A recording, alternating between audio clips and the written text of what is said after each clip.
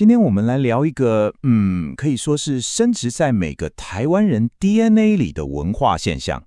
它不只是一個動作，它幾乎是一種全民運動，一種信仰。沒錯，我們就是要來好好聊聊排隊這件事。但你有沒有想過，當你在排隊的時候，你排的究竟是什麼？這句話真的說得太貼切了。這不只是一個玩笑話而已，它非常精準地點出了那種全民投入的瘋狂熱情。所以問題就來了，到底是什麼樣的心理機制，或者說是魔力，可以把一條簡簡單單的隊伍變成大家的一種執念？好，我們現在就來一個一個拆解。接下來我們就要從5個關鍵的症狀來分析，帶你一步一步揭開台灣人這個排隊信仰背後的秘密。好，第一點，全民興國球。我們現在建立一個基本概念，就是把排隊當成一種比賽、一種競技運動來看。這聽起來可能有點誇張，對吧？但最好笑的地方在這裡，當他們站上頒獎台的時候，你會發現那個銀牌跟銅牌得主根本不是來比賽的，他們只是來幫金牌得主佔位置的。你看，這就巧妙地諷刺了台灣的排隊文化已經發展到需要團隊合作跟策略規劃的程度了。好，再來啊，我們來看第2個症狀，盲從本能。這個就更經典了，它講的是這種想排隊的衝動是怎麼樣完全超越理性的。這真的就像一種反射動作，你知道嗎？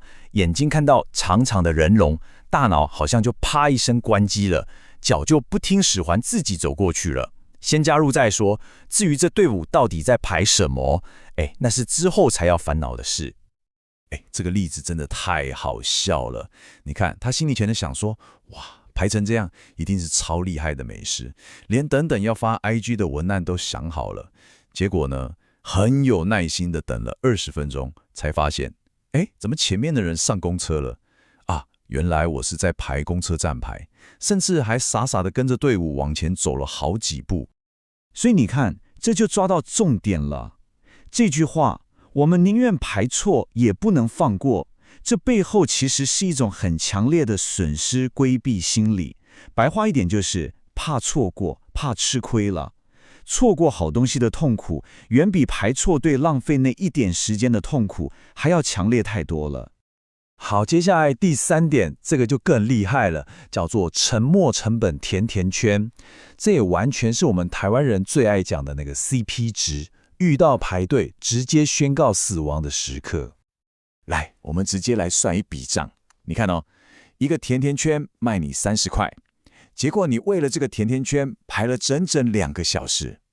用現在的基本時薪隨便算一下，你這2個小時的時間成本就高達380塊嘞。你是不是也覺得好像哪裡怪怪的？你看這張圖，一目了然。你表面上好像是賺到了一個免費的甜甜圈，但你實際付出的代價是什麼？是您的價值380的時間呢？你等於是花了380塊去換一個30塊的東西。這筆生意你摸着良心說，是不是虧大了？但是，就是這個但是，語句可是它是免費的耶。一出來，所有的理智、數學、CP 值，通通都不重要了。免費這2個字真的有魔力，好像免費的東西，連空氣聞起來都特別香。好，第4點，這個可以說是排隊過程中最痛苦、最容易讓人體線啪一聲斷掉的時刻，我們叫它人體解壓縮。對，你沒聽錯，人體解壓縮，這根本就是一個違反所有物理定律的超自然現象。意思就是你前面那個人他不是一個人，他是一個壓縮檔，下一秒他就會咻一聲解壓縮成一大群親朋好友。這個劇本通常都這樣演的，你心裡默數，前面剩3個，快了快了，結果前面那個人就默默拿起手機撥了一通電話。然後神奇的事情就發生了，一個人瞬間變成8個人，你的希望瞬間破滅。而且啊，他們還會有很多理由哦，你聽聽看啊，他們剛剛去停車啦，拜託，是停到外縣市去了嗎？不然就是我們全家剛剛一起去上廁所，哇，這家人的默契也太好了吧。但說到底，你會發現這其實已經不是插隊了，人家是用行動在上你一堂社會課，用眼神告訴你，少年仔，這就是社會了。你排的是一條線，我排的是人際關係啊，真的是一堂震撼教育。好，終於來到最後一點了。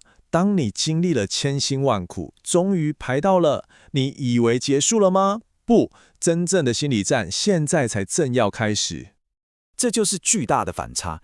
你心裡明明覺得，這拉麵說實話普普通通，還有點鹹，但是你 po 文跟朋友講的時候，絕對會變成天哪，超好吃，排這3個小時完全值得。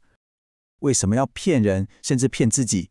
因為你想想看，如果你承認這東西不好吃，那不就等於承認自己是個花了3小時去做一件蠢事的笨蛋嗎？誰受得了這種打擊啊？所以為了保護自己脆弱的心靈，你必須強迫自己相信這一切都是值得的。所以說這句話真的太精闢了。我們吃的不是拉麵，我們吃的是尊嚴。那碗面的味道早就不重要了，重要的是要證明我當初花時間排隊的決定是對的。所以這就帶我們回到最初的問題了。下次當你又看到一條長長的人龍，忍不住想走過去的時候，不妨先問問自己，你真正想排的到底是什麼？這個問題真的值得我們好好想一想。